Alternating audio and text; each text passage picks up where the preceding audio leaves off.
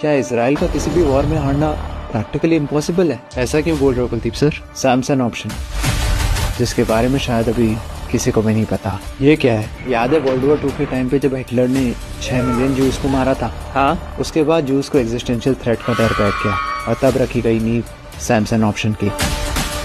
1948 में आज़ाद होने के बाद 1950 से 1960s के बीच में इसराइल ने सीक्रेटली अपने डिमोना न्यूक्लियर रिएक्टर पे न्यूक्लियर वेपन्स बनाना शुरू कर दिया था और जिसने उसे रोकने की कोशिश की उसे सीक्रेटली खत्म। अरे बाप रे, आज इसराइल इकलौती कंट्री है जो ना एक्सेप्ट करती है कि उसके पास न्यूक्लियर बॉम्ब है और ना रिजेक्ट। इस पॉलिसी को कहते हैं न्यूक्लियर एम्बिग्विटी। न्यूक्लियर एम्बिग्विटी का मतलब होता है जब कोई कंट्री क्लियरली नहीं बताती कि उसके पास न्यूक्लियर वेपन्स हैं या नहीं। लेकिन ये सैमसन ऑप्शन एग्जैक्टली है क्या? एक अनऑफिशियल सीक्रेट प्लान जिसमें अगर इसराइल को कभी भी ये लगा कि उसकी कंट्री पे एग्जिस्टेंशियल थ्रेट है या वो किसी भी वॉर में हारने वाला है तो बाकी कंट्रीज पे मैसिव न्यूक्लियर अटैक कर देगा। मतलब अगर इसराइल इस ईरान वाली वॉर में हारा तो वो अकेला नहीं हारेगा, बाकी कंट्रीज को भी साथ में लेके डूबेगा। एग्जैक्टली। लेकिन ये सैमसन ऑप्शन तो बाकी कंट्रीज के पास भी होगा ना? यही तो ट्विस्ट है। बाकी कंट्रीज जैसे यूएस, रशिया, चाइना ये सब अपने न्यूक्स पहले ही पब्लिकली डिक्लेयर कर चुके हैं और इनका डॉक्ट्रिन सेकंड स्ट्राइक कैपेबिलिटी होता है। मतलब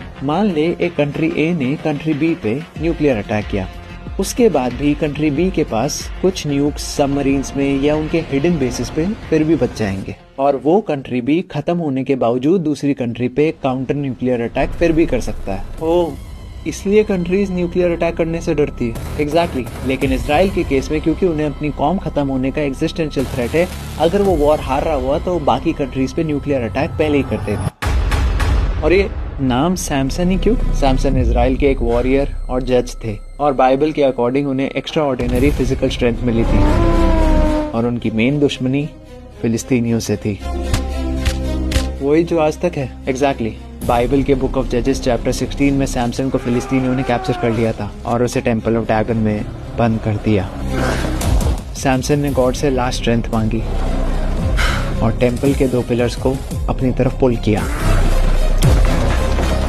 पूरा टेम्पल कोलैप्स हो गया, हजारों फिलिस्तीन्स मर गए, सैमसन भी मर गया। ओह, तो इसलिए ये नाम सैमसन ऑप्शन कि अगर गलती से मुझे कुछ हो गया तो मैं तुम सबको लेके मरूंगा। यस, इसलिए कहीं ना कहीं बाकी कंट्री सीक्रेटली इसराइल से डरती हैं। इसका मतलब क्या इसराइल की पावर को डिस्ट्रॉय करना किसी भी कंट्री के लिए इम्पॉसिबल है? एग्जैक्टली, सिवाय एक के। किसके?